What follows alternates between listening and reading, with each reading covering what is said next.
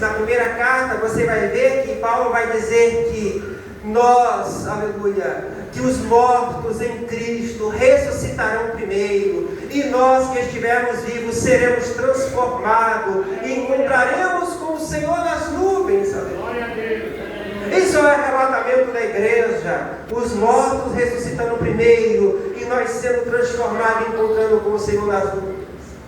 Mas o apóstolo Paulo também fala da segunda vinda de Cristo.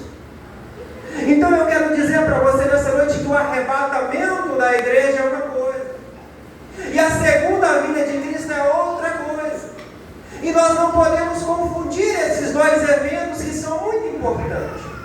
Porque o arrebatamento da igreja, o arrebatamento é para os salvos, é para todos aqueles que aceitaram Jesus Cristo como Senhor e Salvador e aguardam o aparecimento dele nas nuvens.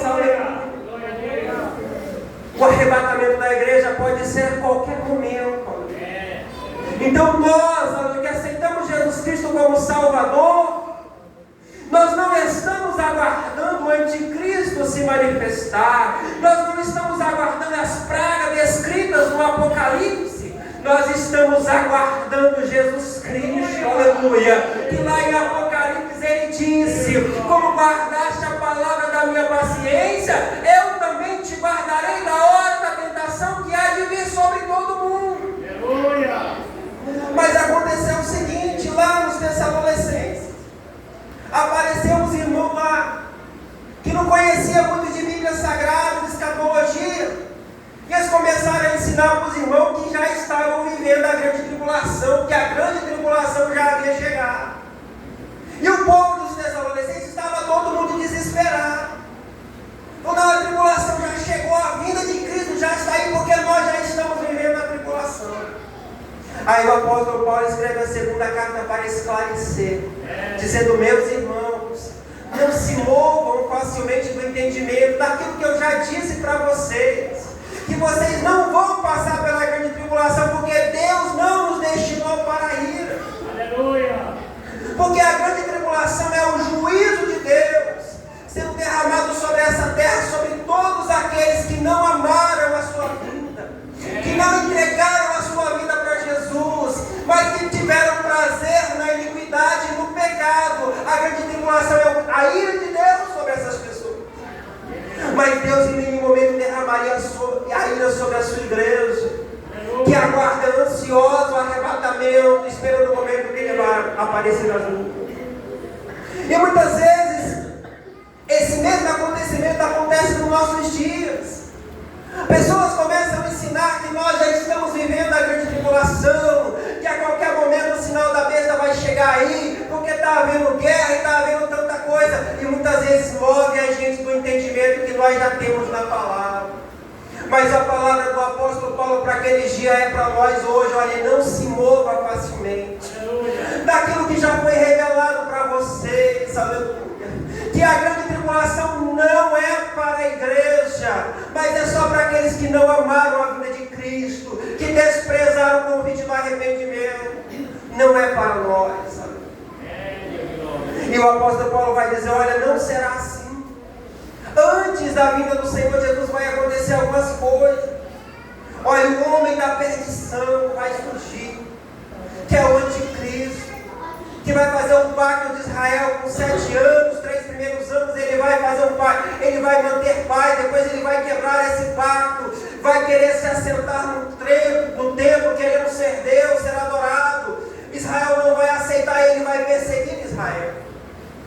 Mas o que eu quero dizer para você aqui nesta noite, aleluia, é que nós estamos aguardando o arrebatamento da igreja. Aleluia. E eu quero que você saia daqui nesta noite, aleluia, que embora nós estamos vivendo tempos difíceis, não é a grande tribulação, porque a grande tribulação não é para nós somos pré-tribulacionistas.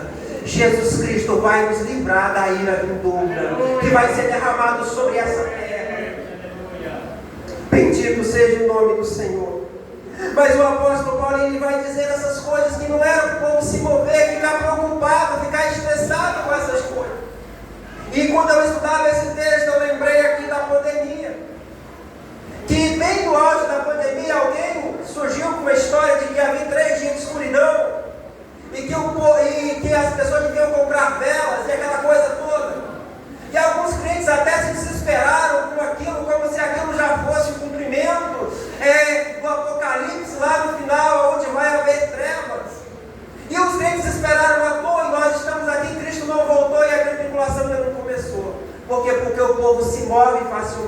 o entendimento. E a Bíblia diz que nos últimos dias surgiriam muitos falsos profetas, muitos falsos cristos, que enganariam até mesmo, se possível, até mesmo os escolhidos. E Deus me trouxe aqui nessa noite para tranquilizar você, que você tem que esperar é o arrebatamento da igreja. Você não tem que esperar marca de besta, anticristo, é estrela cair do céu, não, porque essas coisas não é para nós. Nós somos a noiva do Cordeiro, aleluia. Deus tem um compromisso com a gente, aleluia. É só a gente se manter fiel, que Ele vai nos guardar de toda aquela estrada que está escrita lá em Apocalipse. O sermão, ele vai citar 3 parábolas. Embora aquelas 3 parábolas são direcionadas para Israel, a sua prática é para nós hoje. Que nós estamos aguardando a vinda de Cristo. Aleluia. E a primeira parábola, no final da conclusão do sermão escatológico, é a parábola das 10 virgens, que é a posição que nós temos que estar aguardando a volta de Cristo. Lá na parábola das 10 virgens, conta-se que as 5 prudentes, 5 loucas. Mas as prudentes, quando elas receberam o convite para as bodas, elas levaram o azeite reserva. Aleluia. Mas as loucas não levaram o azeite reserva. E quando o esposo tardou-se, ou quando ele chegou, quando ouviu o grito, as nécias perceberam que o azeite estava acabando. Eles pedem azeite para as sábias e falaram: se eu der o azeite para vocês, vai faltar para nós. Então a parábola da 10 virgens, ela vem nos instruir como que nós temos que estar nesses dias que antecedem o arrebatamento da igreja. Nós temos que estar vigilantes, aleluia, atentos, aleluia. Sabe para quê? Para que as nossas lâmpadas não falte o azeite, aleluia. Porque olha só que interessante, a parábola da igreja é uma discussão que aqueles que foram convidados às bodas, sabe, se prepararam. E tudo que Deus quer de nós nessa última hora, esses últimos momentos que antecede o arrebatamento da igreja, é que a gente esteja preparado para encontrar com Ele nas mansões celestiais. E só está preparado para encontrar com o Senhor nas mansões celestiais aquele que está cheio do azeite, aleluia. Aquele que tem a presença do Espírito Santo, aleluia. Bendito seja o nome do Senhor.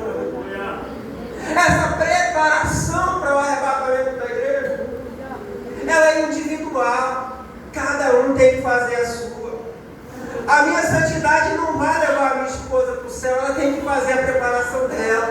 A minha filha tem que fazer a preparação dela. Sabe por quê? Porque na hora do arrebatamento não tem como prestar azeite para o pastor, para emprestar um pouquinho aí. Não tem como. Cada um tem que se preparar. E eu quero dizer para você nessa noite que muitas pessoas estão desprezando o dia do arrebatamento. Sabe por que estão desprezando? Porque não estão se preparando o suficiente.